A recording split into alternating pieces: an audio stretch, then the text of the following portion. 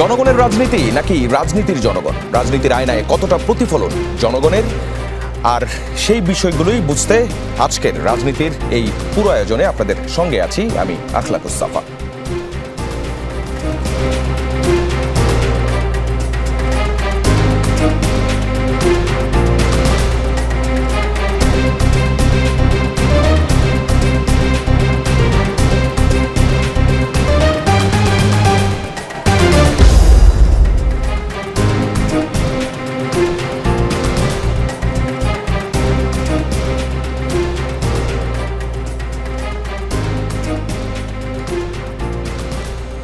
বাবা মায়ের কোলে সন্তানের মরদেহ, 2 মাসে হামে প্রাণ গেল 439 শিশুর। এরই মধ্যে আরও একটি বিষয়, সেটি হচ্ছে কোরবানিকে সামনে রেখে বাড়ছে জিনিসপত্রের দাম, এবং সেই জিনিসেরই দাম বাড়ছে যেগুলো আসলে কোরবানিতে অর্থাৎ মাংস রান্নায় সবচেয়ে বেশি ব্যবহার হয়। তাহলে প্রশ্ন, সিন্ডিকেট কি থামানো যায়নি? এর মধ্যে রাজনৈতিক যে বিষয়গুলো রয়েছে তার মধ্যে আমরা জানি শনিবার থেকে বিরোধী দল অর্থাৎ 11 দলীয় ঐক্য তারা জুলাই সনদ এবং গণভোটের রায় বাস্তবায়ন নিয়ে তাদের যে চলমান আন্দোলন, সেই আন্দোলনের অংশ হিসেবে বিভাগীয় সমাবেশ শুরু করতে যাচ্ছে। ওদিকে বিএনপির তরফ থেকেও যেটি জানতে পেরেছি, তারাও বসে নেই, মাঠে নামছে জুলাই সনদ এবং গণভোটের রায় নিয়ে যে অপপ্রচার, সেই অপপ্রচারের বিরুদ্ধে মাঠে নামতে যাচ্ছে সরকারি দলও। এ সব কিছু নিয়েই আজ আমাদের আলোচনা। আমরা চেষ্টা করব যতটা জনগণের সাথে সম্পৃক্ত বিষয়গুলো আছে সেই বিষয়গুলোকে তুলে আনার। আমাদের সঙ্গে যারা অতিথিরা আছেন আমি তাদের সঙ্গে পরিচয় করিয়ে দিতে চাই। আমার হাতের ডান দিক থেকে আছেন বিএনপি নেতা মোশাররফ আহমেদ ঠাকুর, তারপর আছেন বাংলাদেশের কমিউনিস্ট পার্টি সিপিবির সাবেক সাধারণ সম্পাদক রুহিন হোসেন প্রিন্স, আমাদের সঙ্গে আছেন জাতীয় নাগরিক পার্টি এনসিপির যুগ্ম আহ্বায়ক মনিরা শারমিন। আপনাদের তিনজনকেই স্বাগত আজকের রাজনীতির আলোচনায়। শুরুটা রুহিন হোসেন প্রিন্সকে দিয়ে করতে চাই। আজকের বাজার দর যেটি বলতে চাই, খুচরা বাজারে প্রতি কেজি পেঁয়াজ বিক্রি হয়েছে 45 থেকে 50 টাকায়, মহল্লার দোকানে কোথাও কোথাও 55 টাকা, কেজিতে বেড়েছে 5 থেকে 10 টাকা। বাজার ভেদে দেশি রসুনের কেজি 70 থেকে 120 টাকা এবং আমদানি করা রসুন 130 থেকে 180 টাকা। সপ্তাহ দুয়েক আগে বাণিজ্য মন্ত্রণালয় প্রতি লিটার খোলা সয়াবিন তেল 180 টাকা এবং খোলা পাম অয়েলের দাম 166 টাকা নির্ধারণ করেছিল। তবে বাজারের এই দরে এখনো পর্যন্ত খোলা ভোজ্য তেল এই দরে পাওয়াই যাচ্ছে না। প্রতি লিটার খোলা সয়াবিন 192 থেকে 195 এবং পাম অয়েল 178 থেকে 180 টাকা দরে বিক্রি হচ্ছে। তাছাড়াও আমরা বোতলজাত যে সয়াবিন তেল ভোজ্য তেল যেটি পাই সেটি কিন্তু সেখানেও সংকটটা রয়ে গেছে, সেই সংকট সমাধান করা যায়নি। পোলাওর চালের দামও বেড়েছে কেজিতে 20 থেকে 30 টাকা। প্রশ্নটা হচ্ছে, কোরবানির ঈদে মাংস রান্নার ঠিক যা যা দরকার সেগুলোরই দাম বেড়েছে, সাথে 80 টাকার নিচে কোনো সবজিও নেই এখন। এবার কি তাহলে মাংস রান্না কঠিন হয়ে যাচ্ছে? আচ্ছা, আপনাকে ধন্যবাদ। আমি আলোচকদেরকে ধন্যবাদ জানাই, যারা শুনছেন শুভেচ্ছা জানাই। আসলে আপনি কথাটা শুরু করলেন মাংস রান্না দিয়ে। আমি তো দেখি জনজীবন কঠিন হয়ে যাচ্ছে। যেমন আপনার যেহেতু এই ধারাটা এনেছেন এই জন্য বলি, আজকে সকালেই আমি পাশে রাস্তায় তো ঢাকা শহরে বাজার মেলে জানেন গিয়েছিলাম, তো অনেক মানুষ কথা বলে।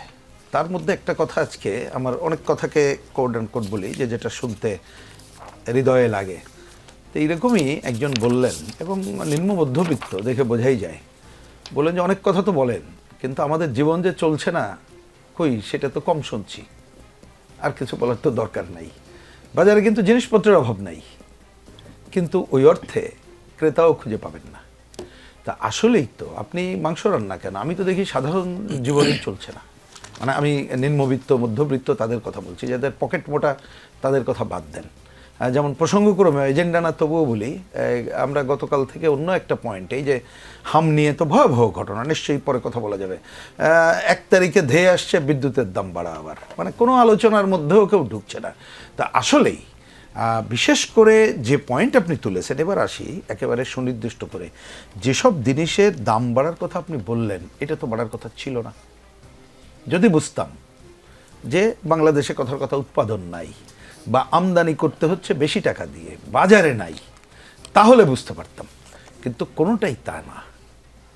তাহলে এটা হচ্ছে না কেন? কথা খুবই সোজা। আপনার সূচনায় বলেছেন যে আসলে যে সিন্ডিকেটের হাতে আমরা বন্দী সেটা ভাঙতে পারিনি, কিন্তু আমি তার বাইরে যে অনেক সময় শুধু সিন্ডিকেট বলে আমরা থেমে যাই। আমার বিবেচনায় প্রথম সিদ্ধান্ত নিতে হবে যে সরকার, রাষ্ট্রের পাহারাদার হিসেবে যারা দায়িত্ব পালন করছে, পরিচালনা করছে, তারা প্রকৃতপক্ষে যা ন্যায্য, শব্দটা আমি বুঝে উচ্চারণ করছি, ন্যায্য দাম, মানে বাজারে যে বাস্তব অবস্থা তার উপরেই সেই দাম নির্ধারণ হবে, কেউ তথাকথিত বাড়তি নিতে পারবে না, সিন্ডিকেট বন্দি থাকবে না, সেইটা তারা চায় কিনা প্রথম। মুখে বলতে পারে চাই, পরে আমাদের দেখতে হবে পদক্ষেপগুলো কি। আমাকে যদি বলেন ওই সিন্ডিকেটের সাথে আমি এটা যুক্ত করব বলেই বলি, আপনি যতক্ষণ না পর্যন্ত এইখানে আবেদন নিবেদন করে কোনো লাভ হবে না। আমরা এই ব্যবসায়ীদের জানি, আমরা অনেক কথা বলতে পারি, পৃথিবীর এই দেশে এই উৎসবে দাম কমে আমাদের বাড়ে, এই কথা এখন মূল্যহীন। তাহলে একটা হচ্ছে আপনি যেমন সিন্ডিকেট ভাঙার কাজটা একটা করবেন, আর একটা হচ্ছে এই ধরনের যেটা প্রয়োজনীয় আমাদের যে দ্রব্য সামগ্রী সেইটা বিকল্প সরকারি উদ্যোগে সমবায়ী খাতে হোক, রাষ্ট্রীয় দোকান আলাদাভাবে হোক, ন্যায্য মূল্যের দোকানে হোক, রেশনিং ব্যবস্থার মধ্যে হোক, আপনি বিকল্প সরবরাহ ব্যবস্থাটা অবশ্যই করতে হবে। এইটা ছাড়া পারবেন না। ছোট করেই খালি বলি, আপনি এখানে পেঁয়াজ, রসুন আর তেলের কথা বলেছেন, ধরুন আপনি যে কোনো মার্কেটের কথা চিন্তা করুন, তাহলে এই যে দামের কথা আপনি তুললেন, এটা তো ন্যায্য না। কদিন আগে আমরা তো দেখেছি পেঁয়াজের দাম পায়নি, আপনাদের রসুনের দাম যথাযথভাবে পায়নি তারা। তেলের বিষয়টাও সিন্ডিকেট করে দাম বাড়ানো হলো কে না জানে, আর বেশি দামে যদি আমেরিকা থেকে কেনে সে দায়িত্ব তো জনগণের না। তাহলে যদি এই বাজারের পাশে, আমি জাস্ট একটা প্রতীকী বলছি, বাজারের পাশে বা বস্তির পাশে, বস্তি বলতে আমি দরিদ্র মানুষের কথা মিন করছি, যদি ন্যায্য মূল্যের দোকান থাকতো এবং পর্যাপ্ত সরবরাহ থাকতো, তাহলে কিন্তু বাজারে এই দামে তারা বিক্রি করতে পারতো না, করলেও ক্রেতা পেত না। তাহলে সরকারকে আমি দেখি এখনো পর্যন্ত এই ধরনের কোনো ভূমিকা পালন করছে না। তারা বরঞ্চ মনে করছে যে মানুষ তো এখনও খুব কি বলবে, যে এই ধরনের অতিষ্ঠ হলেও ক্ষুব্ধ আচরণ করছে না, কারণ অল্প সময়ে সরকার এসেছে, একটা খুবই গণতন্ত্রের পথে যাত্রার কাজটা করছে, মনে করছে যে ঠিক আছে আর একটু সময় দেই।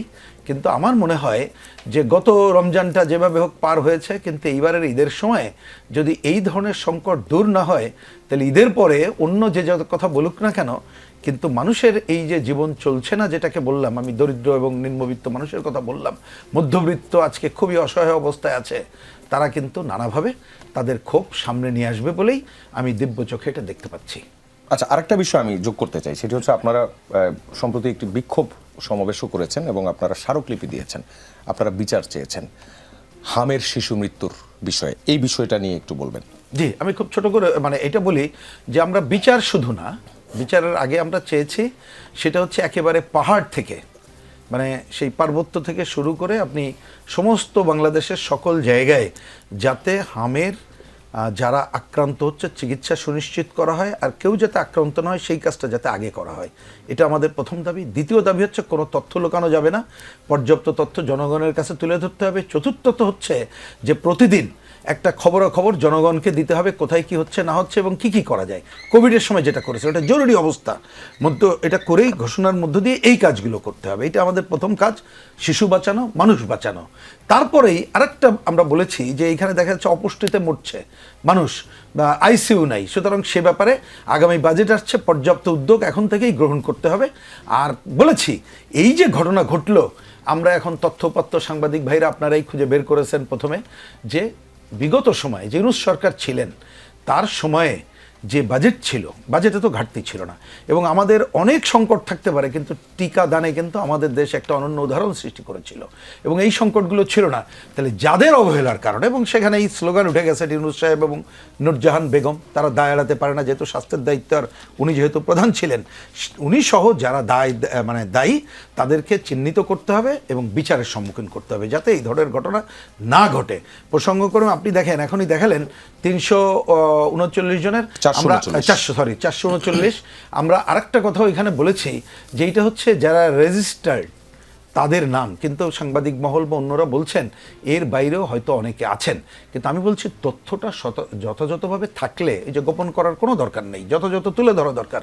তাহলে এ ধরনের সংকট আমরা যেমন মোকাবেলা করতে পারবো, আর আগামীতে আর যাতে কোনো সময় এই ধরনের সংকট না হয়, আমরা সেই জায়গায় দায়িত্ব পালন করতে পারবো, সেই কথাটা আমরা বলেছি। এবং আমরা 19 তারিখ পর্যন্ত আমরা স্বাস্থ্য অধিদপ্তরকে বলেছি যে আপনারা এর মধ্যে জনগণের কাছে তুলে ধরেন, এবং আমরা 19 তারিখ আবার আসবো, আমরা শুনবো কতটুকু অগ্রগতি ঘটলো।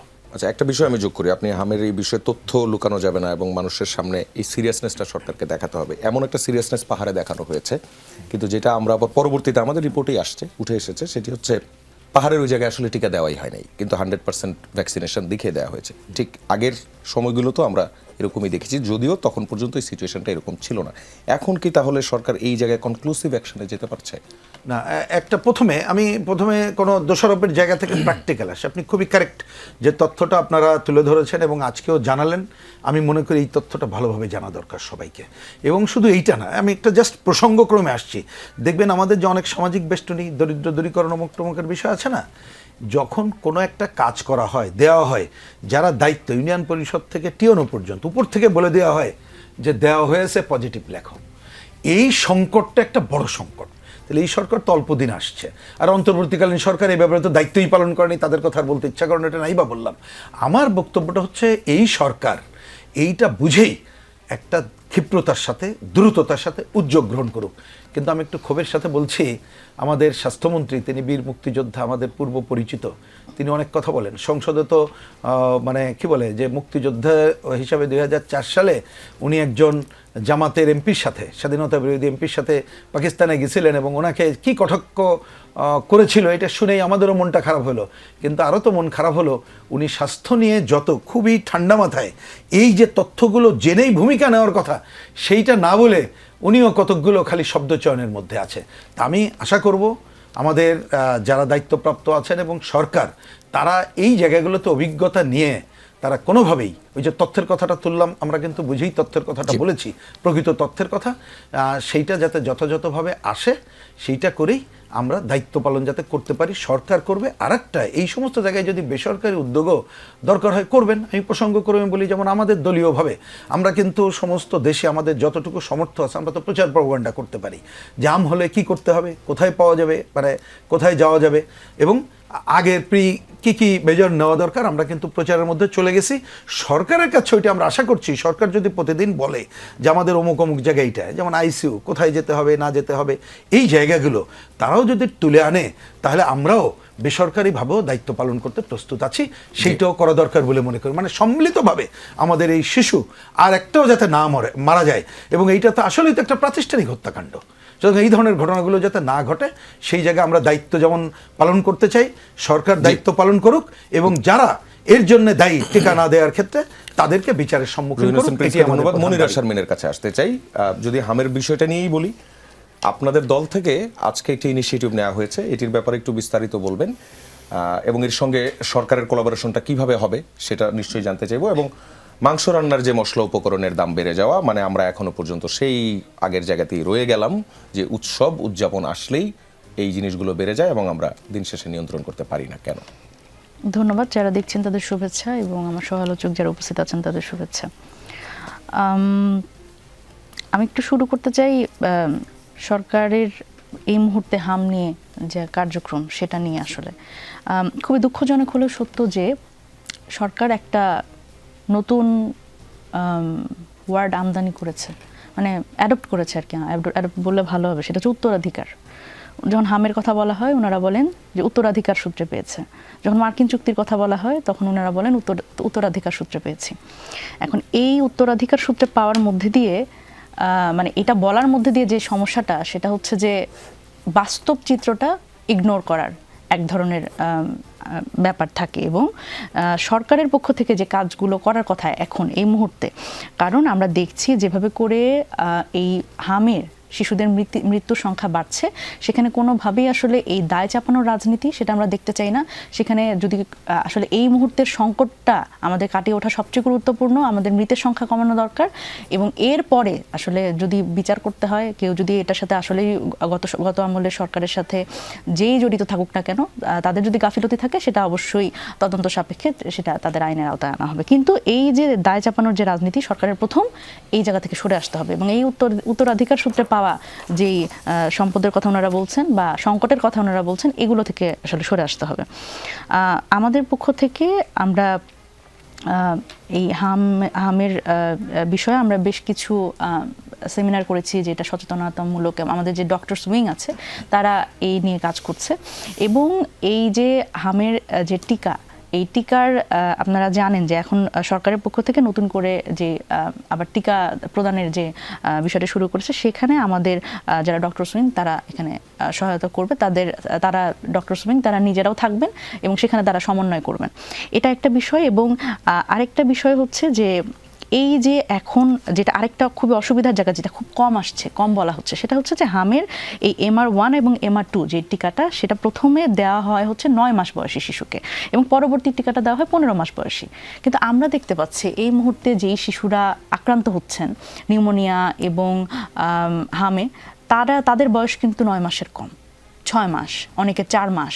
তো এটা একটা ভয়াবহ ব্যাপার যে এই যে আমাদের কিন্তু এখন আমরা দেখছি যে আপনি ক্লাইমেট চেঞ্জ বলেন এবং নানান পরিবর্তনের জন্য আমরা দেখলাম যে নতুন নতুন ভ্যারিয়েন্ট কিন্তু আসছে। এখন IEDCR আসলে কি করছে, যারা আসলে এই রোগতত্ত্ব নিয়ে গবেষণা করে, তাদের পক্ষ থেকে কিন্তু আমরা কোনো বক্তব্য পাচ্ছি না। আমার মনে হয় সেখানেও আমাদের আসলে একটু নক করা প্রয়োজন যে তারা আসলে কি ভাবছে, নতুন কোনো ভ্যারিয়েন্ট কিনা, বা এটার ব্যাপারে আরও কোনো প্রিকশন আসলে নেওয়া সম্ভব কিনা, বা এটা কতদিন পর্যন্ত স্থায়ী হবে, এটাও কিন্তু তারা ফোরকাস্ট করতে পারে।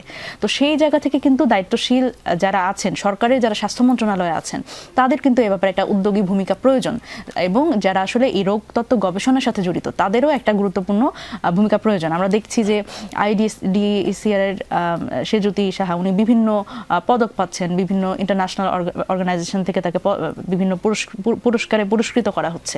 কিন্তু দেশে আজকে এখন এই সংকটময় পরিস্থিতি, এখানে আসলে ওনাদের আসলে অবদান সবচেয়ে বেশি গুরুত্বপূর্ণ।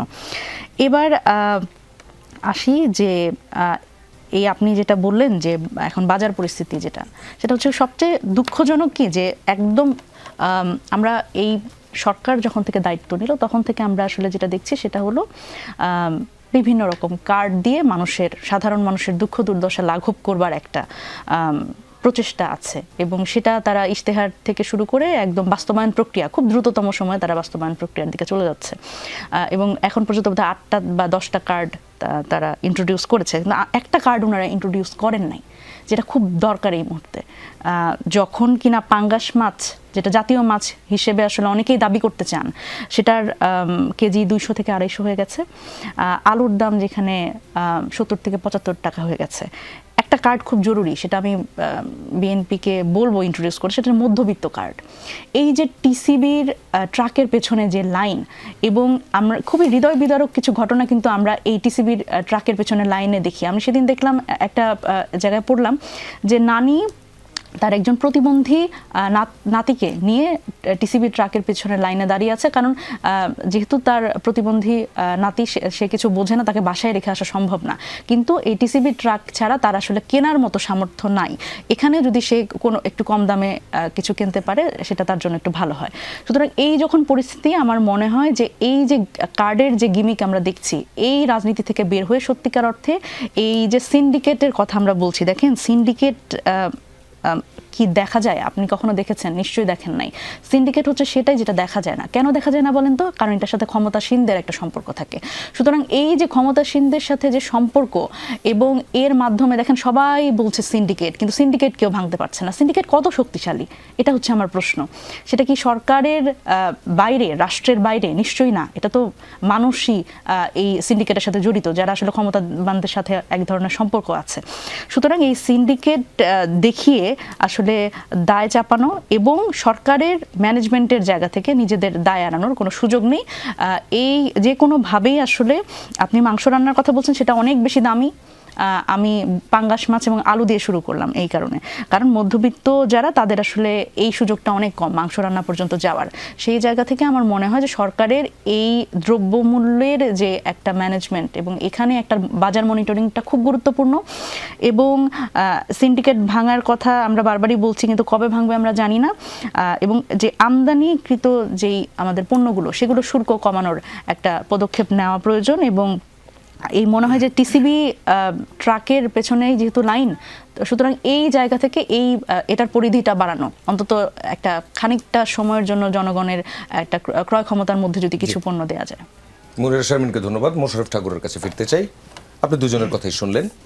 মানুষের জীবন চলছে না, সরকার ভূমিকা পালন করছে না, উত্তরাধিকার সূত্রে পাওয়া বলে বাস্তব চিত্র আড়াল করার এবং দায় চাপানোর যে রাজনীতি, সেটি এখনো চলছে। সিন্ডিকেটের সাথে ক্ষমতাসীনরা জড়িত। এই বিষয়গুলো উঠে এসছে এই আমাদের আজকের আলোচনা থেকে। এছাড়া আগে তো জিনিসপত্রের দাম নিয়ে যখন বিএনপি বিরোধী দলে ছিল, তখন বেশ সোচ্চার ছিল। এখন সরকার এসে কি মনে হচ্ছে? সব স্বাভাবিক? ধন্যবাদ আপনাকে। আপনার দর্শক শ্রোতা, অপর দুই বিজ্ঞ আলোচক, আজকে সরকারের বয়স 87 দিন। তো 87 দিনের সরকার, আপনি জানেন যে 12 দিনের মাথায় একটা আন্তর্জাতিকভাবে যে সংকট তৈরি করেছে সেই যুদ্ধটা শুরু হয় এবং তার 15 দিনের মাথায় মানে মার্চ মাসের 14-15 তারিখে প্রথম টিকা হামের বিষয়টা নজরে আসে সবার। তো এখন এই যে ঘটনাটা হাম নিয়ে আমি শুরু করি, তারপর ওই জায়গায় আসি। সব কিছু ঠিক নাই, ঠিক থাকা কথা না। পৃথিবীর 3/1 বা অর্ধেক পৃথিবী ঠিক নাই, অর্ধেক পৃথিবী ঠিক নাই। আপনি ঠিক থাকবেন কেন? আপনি তো ঠিক থাকবেন না। তো আপনি 28শে ফেব্রুয়ারির পরে কি আস্থা পৃথিবী ঠিক আছে? সারা পৃথিবী ঠিক আছে? সারা পৃথিবী ঠিক নাই। বাংলাদেশ ঠিক থাকবে কিভাবে? এমন আলাদ্দিনের চেরাগ নাই বাংলাদেশকে ঠিক রাখার। নাম্বার 1। তো এর 12 দিনের মাথায় যুদ্ধ শুরু হলো। তার 15 দিন পর মানে 27 দিনের মাথায় হামের প্রাদুর্ভাব হয়। হামের প্রাদুর্ভাব আমাদের প্রিন্স ভাই একটু বলেছেন, আমি আরেকটু বলি। হামের প্রাদুর্ভাবের পরপরই বিএনপি উদ্যোগ নেয়। উদ্যোগ নেওয়ার পরে এই পর্যন্ত বাকি 60 দিনে প্রায় 90%-এরও বেশি শিশুকে হামের টিকার আওতায় আনা হয়েছে। 1। 2 নম্বর হচ্ছে, হামের টিকা দিলে তো শিশু মৃত্যু থামবে না তো। এইটাও ফেরেশতা এখানে এসে থামাই দিয়ে যাবে কিনা আমি জানি না। সেইখানে হচ্ছে যে হামের টিকার নেওয়ার 14 দিন থেকে 30 দিনের মাথায় তার ইমিউনিটি ডেভেলপ করে, ইমিউনিটি ডেভেলপ করে, অ্যান্টিবডি ডেভেলপ করে।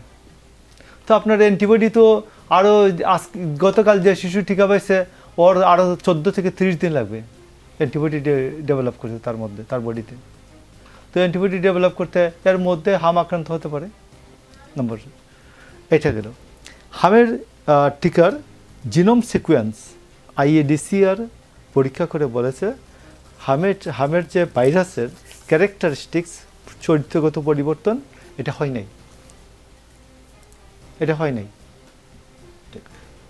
নাই। কিন্তু তারপরে কেন বড়দের হাম হচ্ছে, 6 মাসের বাচ্চার হাম হচ্ছে। তো বড়দের হামে খুব একটা সমস্যা হবে না, তবে বড় বয়সে অ্যাডাল্ট যে গর্ভবতী মা আছেন তার ক্ষতি হবে। বড়দের মধ্যে যারা ডায়াবেটিসে ভুগছেন বা ফুসফুসজনিত রোগে ভুগছেন এদের ক্ষতি হবে, অসুবিধা হবে। আর বড়রা অন্যান্যরা এমনি ভালো হবে। তো বড়রা আক্রান্ত হলেন কেন? আমাদের প্রত্যেকের রোগ প্রতিরোধের একটা দেওয়াল থাকে। তো এইখানে এই টেবিলটার উপর যদি আমরা 10 জন এইভাবে চাপ দেই, আমি তো চাপ দিচ্ছি, এই যে কিছু তো হলো না, তো 10 জন যদি চাপ দেয় এটা ভেঙে পড়বে। তো আমাদের রোগ প্রতিরোধের যে ওয়াল, যখন অনেক বেশি লোকের হবে, এই হাম হবে, তখন হামের এই ভাইরাসের যে এই আধিক্যের কারণে লোকজনের যে রোগ প্রতিরোধ ক্ষমতা এটা ভেঙে পড়ে। এই জন্য বড়রা আক্রান্ত হচ্ছে। বড়রা আক্রান্ত হলে ভয়ের কিছু নেই, শুধুমাত্র ডায়াবেটিস রোগ, ফুসফুসের রোগ এবং গর্ভবতী মা এরা সতর্ক থাকবেন। এবং এরা বেশিরভাগ সময়ই জনবহুল জায়গায়, জনসমাগম যেখানে অনেক বেশি, সেখানে তারা যেতে ডাক্তাররা নিষেধ করেছেন। তার মধ্যে কি বলে প্রিন্স ভাই এবং আমাদের সমসাময়িক আমাদের একটু সিনিয়র ভাই, আমাদের সময়ের 80s hero Mushtaq Hossain IADCR এর ডাইরেক্টর ছিলেন, তার সাথে আমরা অনেকবার কথা বলেছি। মুশতাক ভাই প্রেসক্রিপশন এটা। তো আমি বলছি যে তো জিনোম সিকোয়েন্স চেঞ্জ হয়নি। তো এখন যেটা হচ্ছে যে হাম নিয়ে গভর্নমেন্টের কার্যক্রম এর বেশি কি করার ছিল। সরকারের ম্যানেজমেন্ট কি ঠিক আছে বলবেন? আমি হাম নিয়ে সরকারের ম্যানেজমেন্ট প্রথম দিন থেকে একেবারে খুব সিরিয়াসলি মন্ত্রী পরিষদের অন্যান্য সদস্য, MP যারা এলাকায় আছেন, সিভিল সার্জন অ্যান্ড আদার্স সবাই অ্যাক্টিভ আছেন। এর বেশি অ্যাক্টিভ থাকলেও কোনো কাজ হবে না, ওইটুকুন অ্যাক্টিভ। তো গেল যে এইটা। তো আমার মনে হয় যে এই টিকা কেন্দ্রিক ডক্টর ইউনুস এবং নূরজাহান বেগম, আমি তাকে দায়ী করবো না কেন? আমি কি বলবো যে এই টিকা কিনি নাই? আমি পরামর্শ দিয়েছিলাম ডক্টর ইউনূসকে, খালেদা জিয়া পরামর্শ দিয়েছিলেন, তারেক রহমান পরামর্শ দিয়েছিলেন যে বাজান আপনি টিকা কিনেন না, এই টাকা দেন, হাবুটের পক্ষে দেন, হাবুটের পক্ষে খরচ করার জন্য দিয়ে দেন। হামা আমাদের হলে কি হবে? যেমন একজন বলছেন অত্যন্ত নির্মম রসিকতা, বলছে যে জুলাই সনদের খবর নাই, বিএনপি আছে হাম নিয়া, বিএনপি আছে হামের টিকা নিয়া। ইয়েস, জুলাই সনদ 1 বছর পরে করলে, এই বাস্তবায়ন করলে সমস্যা হবে না। বাট আমার এখন, আমি যদি এইটা নিয়ে বসে থাকি, আমি যদি নজর না দেই, আমি যদি দ্রুত বেগে না দৌড়াই হাম নিয়ে, তাহলে আমার বাচ্চা আরও মারা যাবে। 439 না, এটা 1039 হয়ে যাবে। তো আপনি দেখেন গতকালকে ছিল 432, আজকে 439, মানে আজকে মৃত্যুর সংখ্যা অনেক কমে আসছে। মানে আজকে মাত্র 7 জন কমে আসছে, মৃত্যুর সংখ্যা অনেক কমে আসছে। এবং এটা খুব, আমার মনে হয় খুব তাড়াতাড়ি অভিজ্ঞ যারা আছেন, এক্সপার্ট আছেন, তারা হয়তো বলছেন না টাইমটা অমুক তারিখে এটা বন্ধ হয়ে যাবে, কিন্তু এটা হয়ে যাবে। আমার মনে হয় খুব দ্রুত এটা কন্ট্রোলে চলে আসবে। জি, দ্রব্যমূল্য যদি আসে, আরেকটা আছে দ্রব্যমূল্য সম্পর্কে। দ্রব্যমূল্য সম্পর্কে আমি আপনাকে বলি যে ওই সময়ে আমরা সিন্ডিকেশনটা জানতাম, যে মুরগির বাজার থেকে শেখ হাসিনা, বিবিএস বলছিল মুরগির বাজার থেকে শেখ হাসিনার গভর্নমেন্টের কিছু লোক, নির্দিষ্ট লোক, এরা 10,000 কোটি টাকা উত্তোলন করে নিয়ে গেছিল। চালের দাম থেকে হঠাৎ করে বাড়িয়ে চালের সংকট তৈরি করে সিন্ডিকেশনটা হয়েছিল। আপনি দয়া করে বলবেন যে বিএনপির ওই লোকটা ওই 5টা লোক সিন্ডিকেশন জড়িত। সিন্ডিকেশন বিরাট হয় না, সিন্ডিকেশন হচ্ছে খুব অল্প লোকের একটা রেজিমেন্টেড পজিশন, এবং এরা একটা কিছু লুট করে। তো সেই ক্ষেত্রে দেখুন মুক্তবাজার অর্থনীতি কী বলে? মুক্তবাজার অর্থনীতি বলে যে সরকারের হাত পা ছোটো করো, সরকারের ব্যবসার হাত বড় ছোটো করো, এবং সরকার ব্যবসা করবে না। এটি হলো মূল কথা। তো মূল কথার মধ্যে প্রিন্স ভাইয়ের সাথে আমার দ্বিমত হচ্ছে। প্রিন্স ভাই বলবেন যে সব সরকার নিয়ন্ত্রিত করে দাও, রেশনের দোকান খুলে দাও। এই 74 সালে রেশনের দোকান করতে পারে নাই। 74 সালে আমি বেশ বড় সড়ো, আমি ক্লাস 6-এ পড়ি। তো 74 সালে রেশনের দোকানের পেছনে বিশাল লম্বা লাইন হতো, এবং চৌকিদাররা ভীষণ ক্ষমতাবান ছিল। চৌকিদাররা, আপনি গ্রাম পুলিশ তখন দেখতেই পান না, চৌকিদাররা অনেক ক্ষমতাবান ছিল। চৌকিদারকে একটু 2 টাকা দিলে সামনে যাওয়া যেত, ও লাইন নিয়ে আগে দিয়ে আসতো। তো এখন আপনাকে আমি বলছি যে বাংলাদেশের যে নিজস্ব যে সামাজিক মনস্তত্ত্ব আছে, মানুষের মনস্তত্ত্ব আছে, এই সবগুলোকে নিয়ে যদি আপনি আগাতে পারেন, তাইলে এই যে দ্রব্যমূল্য বৃদ্ধি হয়, যে কোনো পূজা, যে কোনো উৎসব উপলক্ষে, রোজা হোক, তারপর আমাদের ঈদ হোক, পূজা পার্বণ হোক, সব কিছুতেই বাড়াতে চেষ্টা করে। আমার মনে হয় এই ক্ষেত্রে একটা সম্মিলিত সামাজিক ঐক্য হতে পারে। এটা এনসিপি, কমিউনিস্ট পার্টি, বিএনপি, অন্যান্য যারা আছে, যারা সামাজিক নেতৃত্ব, এদেরকে নিয়ে একটা, এবং আমি মনে করি এই ক্ষেত্রে একটা জিনিস আছে, ফিডেল ক্যাস্ট্রোর যে নীতিমালা, যে ফিডেল ক্যাস্ট্রোর নীতিমালা ছিল এইরকম যে ডিমের দাম বাড়িয়েছে অমুক অমুক জায়গায়, একদিনের ডিম সবাইকে বলবে যে বাচ্চা ছাড়া একদিন ডিম খাবেন না, পরের দিন সিন্ডিকেশন ভেঙে যাবে।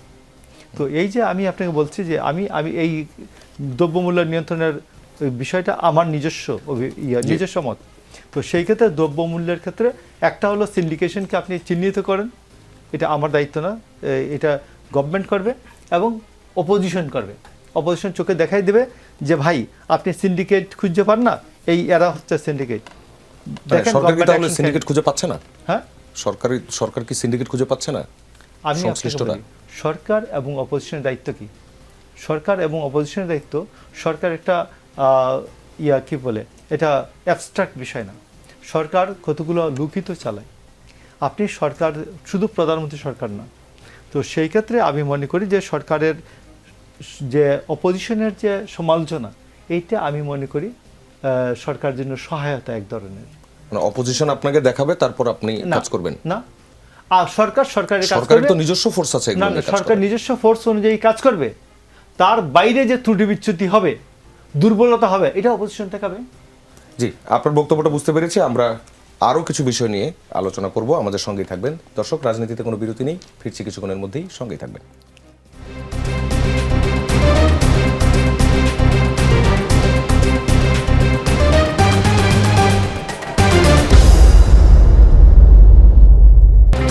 আবার স্বাগত, ফিরে এলাম রাজনীতির আলোচনায়। এ পর্বের শুরুতে যেতে চাই মোশাররফ ঠাকুরের কাছে। একটা স্পেসিফিক ঘটনা বলি আপনাকে। রাজশাহীতে বিএনপি নেতার নেতৃত্বে এক ট্রাক জিরা লুটের ঘটনায় একটি মামলা হয়েছে। ব্যবসায়ী নিজেই বাদী হয়ে মামলাটি করেছেন। তার অভিযোগ, 6 মে বাঘা উপজেলার আরানি পৌর এলাকায় ডেকে এনে পাবনার ওই পাইকারি ব্যবসায়ীর 300 বস্তা জিরা লুট করা হয়। থানায় লিখিত অভিযোগের পর তা মীমাংসার কথা বলে সেই মামলাটা ঝুলিয়ে রাখা হয়েছিল। অভিযুক্ত যারা করা হয়েছে তারা হচ্ছে আরানি পৌর বিএনপির সাবেক যুগ্ম আহ্বায়ক সুজাত আহমেদ, তার ভাই জাহাঙ্গীর হোসেন ও তার ভাগ্নে সুইট এবং শান্ত। অনেক বড় ঘটনা। তার মধ্যে শেষ দিকে যেটা হয়েছে ফাইনালি, সেটা রাখার আমি আপনাকে বলছি, প্রমাণ রাখার জন্য ট্রাক চালকের সহকারীকে গুদামের জিরার বস্তার একটি ভিডিও পাঠানো হয়। সহকারী গিয়ে দেখেন মাত্র 2 ঘন্টার মধ্যেই সেখান থেকে সব জিরা সরিয়ে ফেলা হয়েছে। ব্যাংক খুললে গোপনে তিনি গিয়ে দেখেন চেকের বিপরীতে ব্যাংকে কোনো টাকা নেই। এরপর তাদের কাছে টাকা চাইলে তারা কালক্ষেপণ করতে থাকেন। ওই দিন বেলা 3টার দিকে আরানি বাজার থেকে প্রায় 1.5 কিলোমিটার দূরে একটি চায়ের দোকানের পেছনে নিয়ে গিয়ে চাকু ধরে ভুক্তভোগীকে দেওয়া ব্যাংকের যে চেকটি সেটি ছিনিয়ে নেওয়া হয় তার কাছ থেকে। সারাদিন পুলিশ তল্লাশি করেও সেই জিরাগুলো আর উদ্ধার করতে পারেনি। প্রশ্নটা হচ্ছে, বিএনপিকে এখন জিরা চুরির অভিযোগ নিয়ে প্রশ্ন করতে হচ্ছে কেন? যেখানে যদি এরকম কোনো ঘটনা হয়ে থাকে, আমি দেখি নাই, যদি চুরি এই ঘটনা হয়ে থাকে তো পুলিশ তো মামলা নিয়েছে এবং পুলিশ অ্যাকশনে যাওয়া উচিত, ক্লিয়ার কাট কথা। পুলিশ অ্যাকশনে যাওয়া উচিত। আর আগে তো হাসিনার মতো আওয়ামী লীগের খুনেরই মামলা নিত না। তো আমার মনে হয় যে স্বরাষ্ট্রমন্ত্রী এবং প্রধানমন্ত্রী এরা সবাই এই বিষয়ে যদি মামলা হয়, ওই কী বলে অভিযুক্ত কী বলে যিনি ভিকটিম তিনি যদি মামলা করেন তাহলে সঠিকভাবে তার বিচার হবে। জি, আরেকটি ঘটনা, ফরিদপুরের ভাঙ্গায় চাঁদাবাজির অভিযোগে 2 তরুণকে পুলিশ আটক করার পর তাদের এলাকার ছেলে পরিচয় দিয়ে থানা থেকে ছাড়িয়ে নিয়ে গেছেন উপজেলা বিএনপির সাধারণ সম্পাদক আয়ুব মোল্লা। মঙ্গলবার রাতে, যেটা পরশু দিনের, ভাঙ্গা থানার এই ঘটনা ঘটে। তারা ভাঙ্গা বাসস্ট্যান্ড ও টেম্পো স্ট্যান্ড এলাকায় চাঁদাবাজির সঙ্গে জড়িত ছিল বলে অভিযোগ। অন্যদিকে টাঙ্গাইলের গোপালপুরে উপজেলা যুবদলের যুগ্ম আহ্বায়ক এবং উপজেলা ট্রাক মালিক সমিতির সাবেক সদস্য সচিব দুলাল উদ্দিন ওরফে রাবণের বিরুদ্ধে তরুণীকে ধর্ষণের অভিযোগ উঠেছে।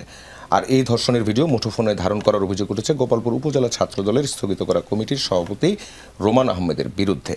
এই 2 নেতাসহ 3 জনকে আসামি করে মামলা করেছেন ভুক্তভোগী ওই তরুণী। মামলা করার পর আসামিদের হুমকির মুখে ওই তরুণী এলাকা ছেড়ে এখন আত্মগোপনে। যদিও পুলিশ সপ্তাহে প্রধানমন্ত্রী নিজে বলেছিলেন যে অপরাধীদের আলাদা কোনো পরিচয় নেই। এক্স্যাক্টলি, অপরাধীদের কোনো আলাদা পরিচয় নেই। মামলা হয়েছে, মামলা যেন একটা শক্ত সংস্থাকে দিয়ে। লোকাল পুলিশ অনেক সময় মনে করে যে ক্ষমতাসীন দল, তারা আমার বিপক্ষে গেলে আমার কাজকর্ম করতে অসুবিধা।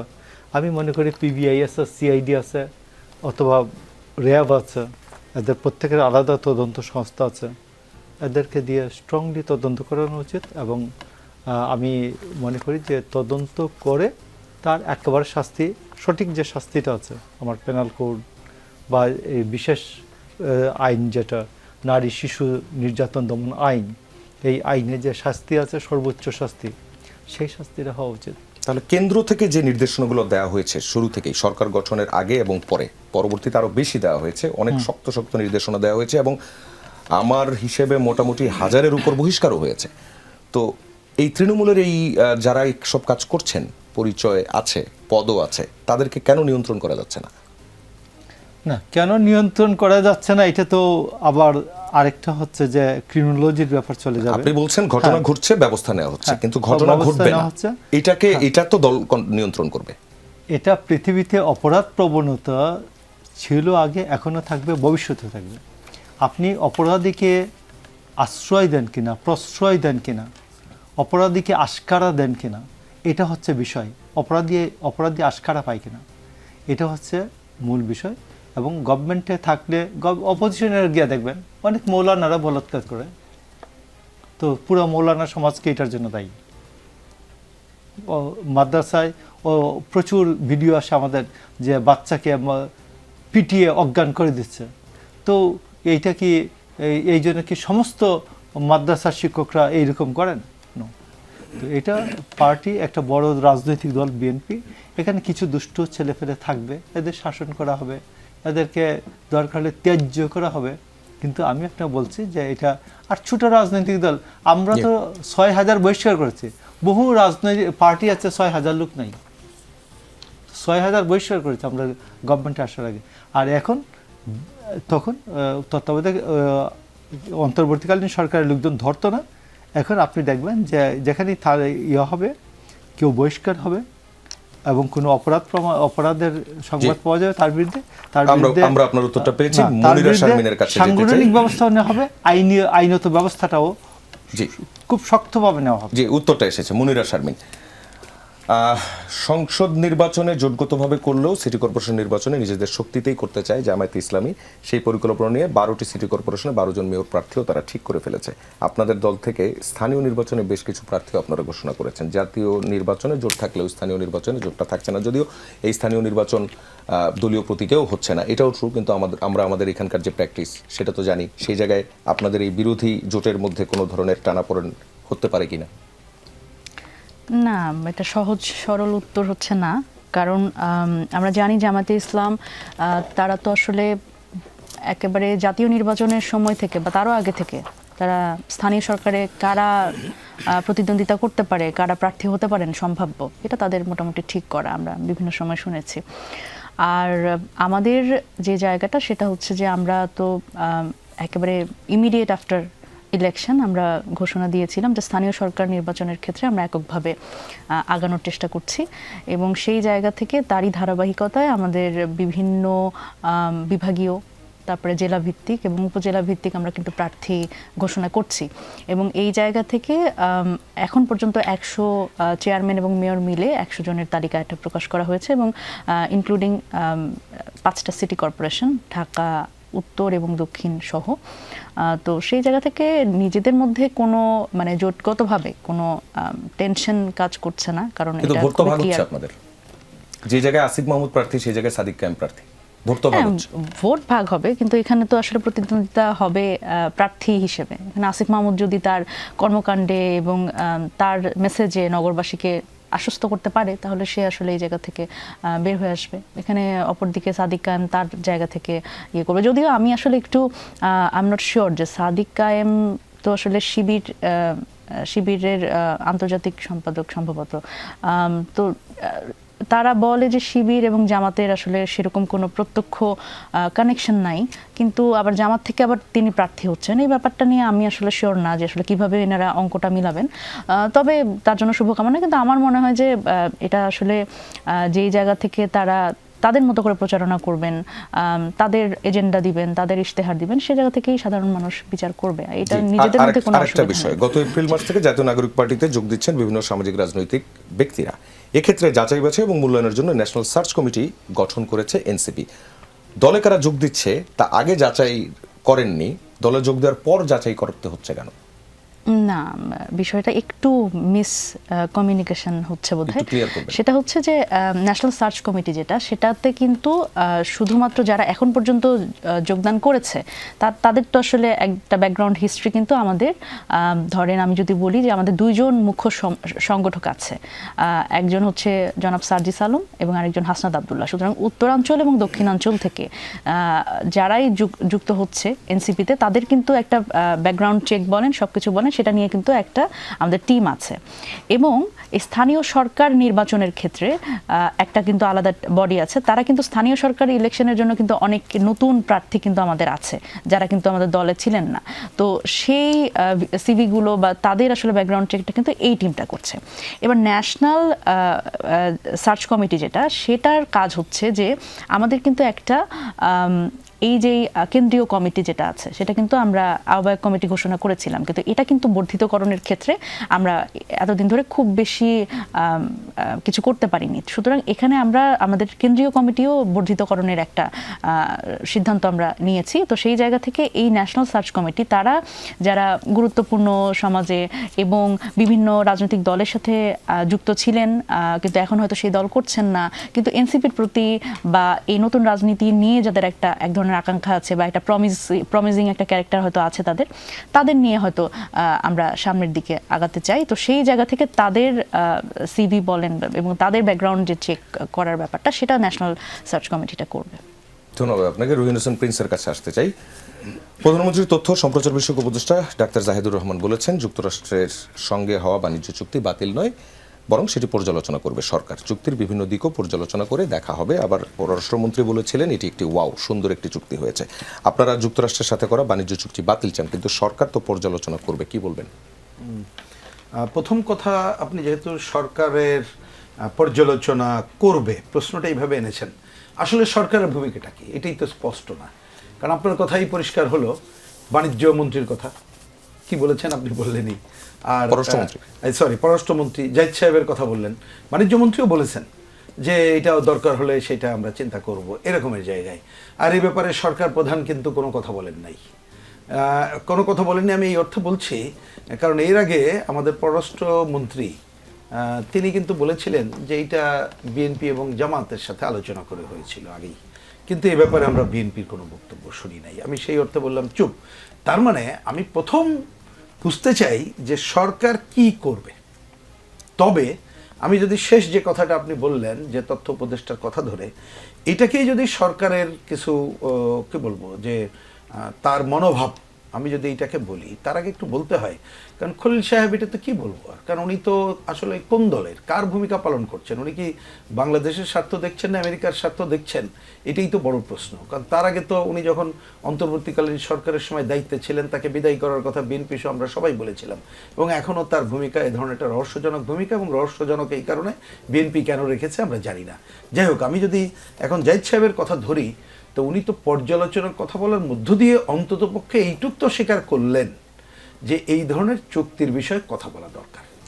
আমি এইটুক যদি ওনারাও একটু হয়, আমি এটাকে পজিটিভ ধরছি। কিন্তু আমি মূল কথা যেটা বলতে চাই, বাস্তবে এইটা যে একটা ভয়াবহ চুক্তি, এবং এতদিন এই দাসত্বের চুক্তি, কত ধরনের গোলামি চুক্তি বলেছি, তো এখন এর যা তাও নাকি কে একজন যেন বললো সব নাকি এখনো হয়নি, বাণিজ্য মন্ত্রী তো বলেছেন যে সবটা এখনো আসে নাই। আমি পত্রিকায় যেটা পড়লাম, তাহলে সবটা আসলে আরো ভয়াবহটা বোঝা যাবে।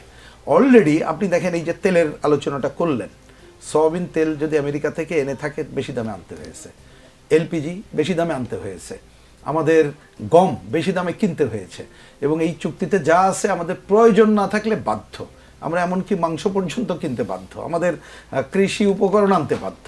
বোয়িং তো চুক্তিই হলো, টাকা নাকি দেশে নাই, দেশের অবস্থা খুবই খারাপ ওনারাই বলছেন, কিন্তু বোয়িং তো কিনলেন। তার মানে এই চুক্তির যে ভয়াবহ দিক আছে সেইটা কিন্তু সরকার আরও বিবেচনা করে, যে নামেই করুক। আমার কথাটা আমি কোনো তর্কে যাচ্ছি না, পর্যালোচনা বাতিল ওই আলোচনা নেই, হ্যাঁ পর্যালোচনা হোক।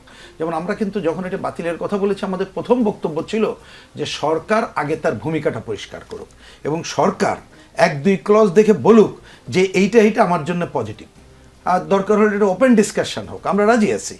আপনারা যে কোনো জায়গায় রাজি আছে, আমাদের বিশেষজ্ঞ নিক, আমরাও দরকার হলে দলীয়ভাবে আসলে কেউ মনে করতে পারে আপনি তো আগে মাইন্ডসেট নিয়ে আসছেন, মাইন্ডসেট নিয়ে আসার দরকার নেই। তারপর আমরা ভেবে দেখি আমাদের দেশের স্বার্থে কিনা, কিন্তু আমরা দেখছি এটা দেশের স্বার্থে না। ইতিমধ্যে আপনি খেয়াল করলে দেখবেন অনেক দেশ কিন্তু এইসব চুক্তি করে নাই, মাত্র 9টা দেশ করেছে। তার মধ্যে আপনি খেয়াল করবেন মালয়েশিয়া অলরেডি বাতিল করেছে। এই চুক্তির মধ্যেও কিন্তু আছে, আমরা যতটুকু এটা পড়ে দেখেছি যে 60 দিনের নোটিশে এটা আপনি বাতিল করার এবং কোনো পয়েন্টে পর্যালোচনার সুযোগ আছে। এবং আমরা অনেকের সাথে কথা বলে যেটা জানি, আন্তর্জাতিক যে কোনো চুক্তিতে, একটা চুক্তি হলে ঠিকই হয়তো বলতে পারেন যে এটা বাতিল করা কঠিন এইসব, কিন্তু ওর ক্লজ থাকে যেটা একটা সরে আসার জায়গা থাকে, এবং এইটা নিয়েও তো এখন রহস্যজনক। যেমন আজকেই বিদেশে অবস্থান একজন ইকোনমিস্ট আমাকে ফোন করলেন, আমাকে বললেন যে আসলেই আপনারা তো অনেক কথা বলছেন, আসলে এটা চুক্তি হয়েছে নাকি এমইউ স্বাক্ষরিত হয়েছে। আমি যে আমরা তো চুক্তিই দেখছি। মানে আমি বলছি যে এই আলোচনাগুলো বাজারে যেহেতু রয়েছে, এবং এইটা যে ক্ষতিকর না, সরকারের পক্ষ থেকে এইরকম কেউ পরিষ্কার করে বলতে পারেনি ক্লজ ধরে ধরে। কারণ সাধারণভাবে এটা তো আজকে চলে আসছে যে ওই লেখা দিয়ে যে 131টা শর্ত আমরা মানতে বাধ্য, আর আমেরিকা মাত্র 6টা শর্ত। তাহলে ওই শর্তের মধ্যে আমার দেশের স্বার্থ সংরক্ষণ কোনটা হচ্ছে না হচ্ছে এটা দেখা দরকার, সেটা কিন্তু হচ্ছে না। আরও ভয়াবহটা কি, এইটা শুধুমাত্র অর্থনৈতিকভাবে আমরা ক্ষতিগ্রস্ত হবে সেটি না, এটার সাথে আমাদের সার্বভৌমত্বের প্রশ্ন জড়িত। কারণ এই যে আমার ওয়েপেন্সের ব্যাপারে কোন দেশ থেকে কিনবো না কিনবো, এই সমস্ত বিষয়গুলো রয়েছে। এবং এর আগেও কিন্তু আমেরিকার সাথে আমাদের বিজ্ঞান প্রযুক্তি চুক্তি, সোফাহানার যে জায়গাগুলো রয়েছে, তাতে কিন্তু এখানে নানাভাবে তার ডমিনেট করার সুযোগ আছে।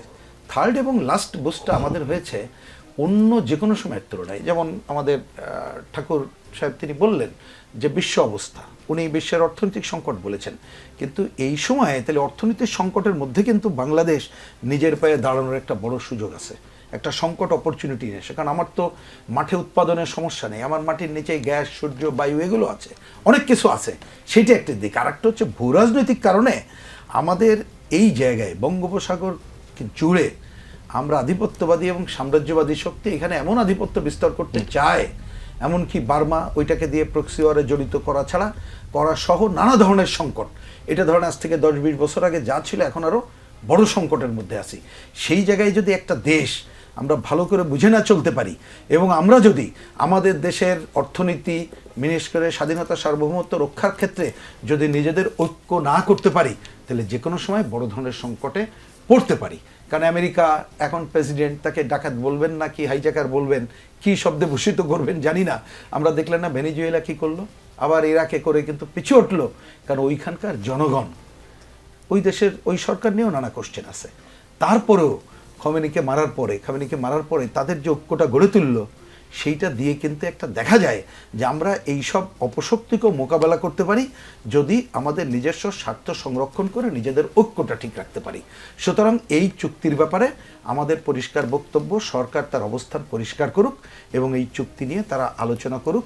যেহেতু সময় আছে, তারা এটা পর্যালোচনা করুক এবং 60 দিন নোটিশ দিয়ে করুক। আর ক্ষোভের সাথে বলতে হচ্ছে, সংসদে মাত্র একজন রবিন ফারহানাকে আমরা খুঁজে পেলাম যিনি এটা আলোচনা শুরু করতে চাইলেন কিন্তু করতে পারলেন না, বিধি অনুযায়ী নেই বলে সেই আলোচনাটা করতে দেওয়া এবং তিনি আক্ষেপ করে বলেছেন যে 5 জন স্বাক্ষর লাগে এটা আলোচনার জন্য। তো আমরা তো 70 অনুচ্ছেদের কথা জানি, যে 70 অনুচ্ছেদে আমরা তো এই ঐক্যমত্যের আলোচনায় সবাই একমত হয়েছি যে অনেক বিষয়ে, মানে প্রধানত 2টা বিষয় জানেন এগুলো, যে ওই 2টা ছাড়া অর্থ বিল এবং আমাদের সরকারের অনাস্থার জায়গাটা ছাড়া বিএনপি এটার সাথে যুক্ত করেছে যে সামরিক জায়গাটা, এই ঠিক আছে, কোনো অসুবিধা নেই। তাহলে এইটার বাইরে তো এখন সুযোগ আছে। তাইলে কেন 5 জন, কেন 50 জন এমপি সাহেবরা তারা এটা নিয়ে আলোচনার দাবি করবেন না এবং আলোচনা করবেন না কেন? সেটা হচ্ছে না কেন জানেন? হয়তো এই আলোচনা আমরা এখন করতে পারলাম না আজকের এই আলোচনায়।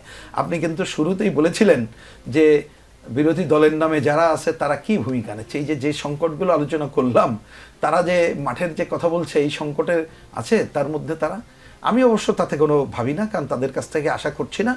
কারণ প্রকৃতপক্ষে যারা এখন ক্ষমতায় আছে এবং ক্ষমতার বাইরে আছে, দেখবেন নানা পার্থক্য আছে, মুক্তিযুদ্ধ নিয়ে স্বাধীনতা বিরোধিতা সেটা আছে, কিন্তু ইকোনমিক পলিসিতে কিন্তু কোনো পার্থক্য নাই। সুতরাং ইন লং টার্ম এদের মধ্যে আপনি বেশি পার্থক্য ইকোনমিক খুঁজে পাবেন না, এবং দেশের স্বার্থ সংরক্ষণেও সামান্য নিজেদের অধিকার প্রতিষ্ঠা বা নিজেদের কি বলে স্বার্থ সংশ্লিষ্ট ছাড়া মেজর যা খুঁজে পাবেন না। সুতরাং আজকে দরকার হচ্ছে রাজপথে বিরোধী দলের যারা জনগণের স্বার্থ সংরক্ষণ করবে, আন্দোলন করবে এবং জনগণও নিজের স্বার্থে সচেতন এবং সংগঠিত হবে। ধন্যবাদ রহিন হোসেন প্রিন্স, মনিরা শারমিন এবং মোশাররফ আহমেদ ঠাকুর, আপনাদের 3 জনকে আজকের রাজনীতিতে আসার জন্য। দর্শক, রাজনীতিতে শেষ বলে কিছু নেই, তবে আমাদের আয়োজন আজ এ পর্যন্তই। দেখা হবে আগামী রোববার রাত 9টায়। যমুনা টেলিভিশনের সঙ্গেই থাকবেন।